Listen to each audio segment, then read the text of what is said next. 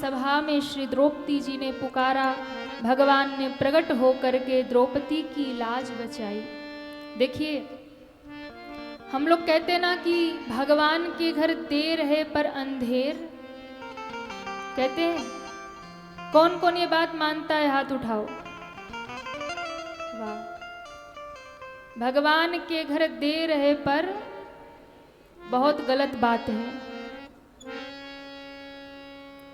भगवान के घर ना तो अंधेर है, भगवान के घर ना तो देर है। वो देरी नहीं करते आने में। भगवान के घर कोई देर नहीं है भैया, हमारे और आपके पुकारने में देरी है, भगवान के आने में देरी नहीं है। उनके कृपा करने में देरी नहीं है, हमको और आपको उन्हें पुकारने में देर है। हम पुकारते नहीं और भगवान पे दोषारोपण करते कि भगवान सुनते नहीं है। द्रौपदी जी ने पुकारने में देर किया, मेरे कन्हैया ने आने में देर नहीं किया। देरी क्यों हुआ? क्योंकि 5 पतियों को पुकार रही थी, ये मेरी रक्षा करेंगे। दुशासन वस्त्र खींचने लगा तो द्रोणाचार्य, कृपाचार्य, पितामह भीष्म को पुकारने लगी, मेरी रक्षा करो। कहते हैं जब किसी ने रक्षा नहीं की तो आत्मरक्षा के लिए स्वयं अपनी साड़ी पकड़ के बैठ गई, मैं छत्रानी, मैं स्वयं अपनी रक्षा करूंगी। पर 10,000 हाथियों का बल दुशासन के सामने कहाँ टिक पाती। जब अंत में ऐसा लगा कि अब इस संसार में ना तो अपनों का बल, ना तो गुरुदेव का बल, ना पूर्वजों का बल, ना स्वयं का बल, हर बल से जब निर्बल हो गई तब हरि के बल पे भरोसा करके उन्हें पुकारने लगी। हे कृष्ण, हे द्वारिकावासी, हे गोपी जनप्रिय, मेरी पुकार सुनो। इस भरी सभा में कौरवों की भीड़ में घिरी हुई क्या तुम अपनी बहन को नहीं देखते हो? कहते हैं जब द्रौपदी ने दोनों हाथ उठा करके भगवान को पुकारना शुरू किया, भगवान द्वारिका में बैठे भोजन कर रहे थे। मैया रुक्मणी पंखा झल रही, भगवान ने पहला ग्रास उठा के मुख में डाला ही था कि भगवान भोजन को ग्रस नहीं पाए। इतने में द्रौपदी का करुण क्रंदन कानों में पड़ा, भगवान व्याकुल हो गए।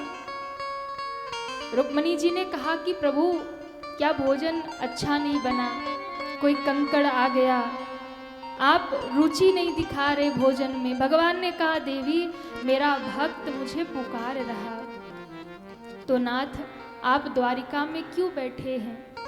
आपका भक्त पुकार रहा तो आप जाइए उसकी रक्षा के लिए। भगवान ने कहा जाना तो चाहता हूं पर जा नहीं पाता हूं। क्यों?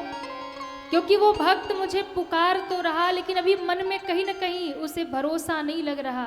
उसने दुनिया को पुकार लिया, स्वयं के बल का भी परीक्षण कर लिया, सबसे हार गई, पर अभी भी मन में लग रहा है पता नहीं भगवान आएंगे कि नहीं आएंगे। अभी पूर्ण समर्पित नहीं हुई है। लेकिन कहते हैं जैसे ही दुशासन ने झटका दिया, दोनों हाथ ऊपर उठा करके द्रौपदी ने भगवान को पुकारना शुरू किया, हे गोविंद मेरी रक्षा करो, हे द्वारिकाधीश मेरी रक्षा करो। और कहते हैं जब दोनों हाथ उठाकर समर्पित होकर पुकारा, भगवान उठकर खड़े हो गए और द्वारिका से दौड़ पड़े। आकाश में गरुड़ जी प्रकट हो गए। भगवान और गरुड़ के बीच में एक प्रतिद्वंद होने लगा। गरुड़ जी कहते प्रभु मेरे पीठ पर बैठिए, मैं जल्दी पहुंचा दूंगा। भगवान कहते नहीं गरुड़, मुझे तेरे भी बल का भरोसा नहीं, यदि विलंब हुआ तो मेरी बहन की लाज चली जाएगी, यदि विलंब हुआ तो मेरी बहन की लाज जाएगी, मेरे भक्त की लाज जाएगी। और लाज उसकी नहीं जाएगी, लाज तो मेरी जाएगी। मेरा प्रण झूठा हो जाएगा कि भक्त के पुकारने में देर होती है पर मेरे पहुंचने में देर नहीं होती है।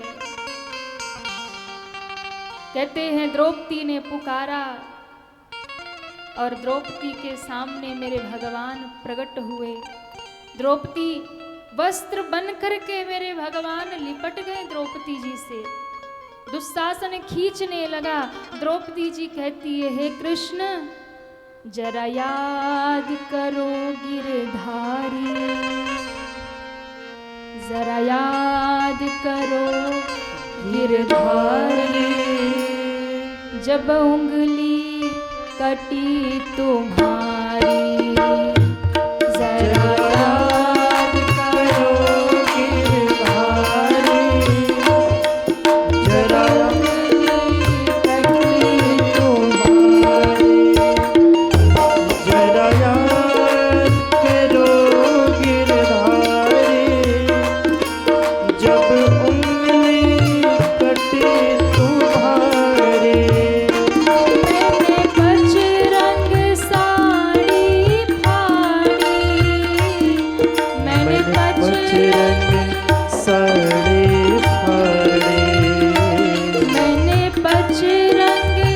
साड़ी फाड़ी, मैंने पचरंग साड़ी फाड़ी। अब आ गई तेरी बारी, अब आ गई तेरी बारी। सभी पुकारिए भगवान को, जरा याद करो गिरधारी, जब उंगली कटी तुम्हारी। हरि आ जाओ, हरि आ जाओ, हरि हरि आ जाओ, हरि आ दोनों हाथ जाओ, उठा के पुकारिए, हे हरि हरि आ जाओ, हरि आ जाओ। हरि आ जाओ, हरि आ ऐसे जाओ। सब दोनों हाथ ऊपर करिए, ताली नहीं बजाना, ताली नहीं बजाना, दोनों हाथ उठाइए, दोनों हाथ उठाइए और भगवान को याद करिए, हे हरि हम आपकी शरण में हैं। जैसे द्रौपदी की लाज बचाई वैसे मेरी भी लाज बचाना, हे नाथ दोनों हाथ उठाइए। हरि आ जाओ, हरि आ जाओ, हरि आ जाओ, हरि आ जाओ, हरि आ जाओ, हरि आ जाओ। हरि आ जाओ, हरि आ जाओ। जरा याद करो गिरधारी, जब उंगली कटी तुम्हारी, जरा याद करो गिरधारी, जब उंगली कटी जैसे ही दोनों तुम्हारी। हाथ उठाकर द्रौपदी ने पुकारा, मेरे भगवान उसी सभा में प्रकट हो गए। जैसे ही प्रकट हुए, इतने साड़ी का छोर बढ़ाया, द्रौपदी से भगवान निपट गए। दुष्टों का मान घटाया, दुष्टों का मान घटाया, दुष्टों का मान घटाया, दुष्टों का मान घटाया। साड़ी में छिपे मुरारी,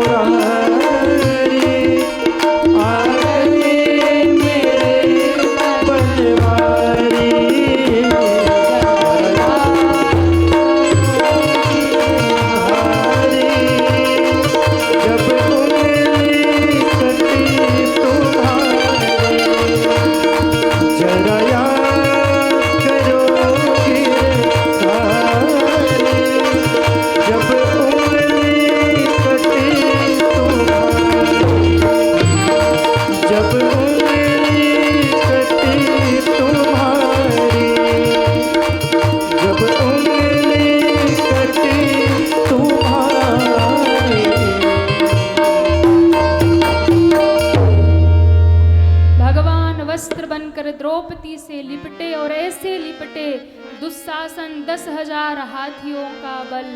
आज वस्त्र खींचते खींचते थक करके धरती पे गिर गया, पर साड़ी का ना ओर मिला ना छोर मिला, खींच ही नहीं पाया।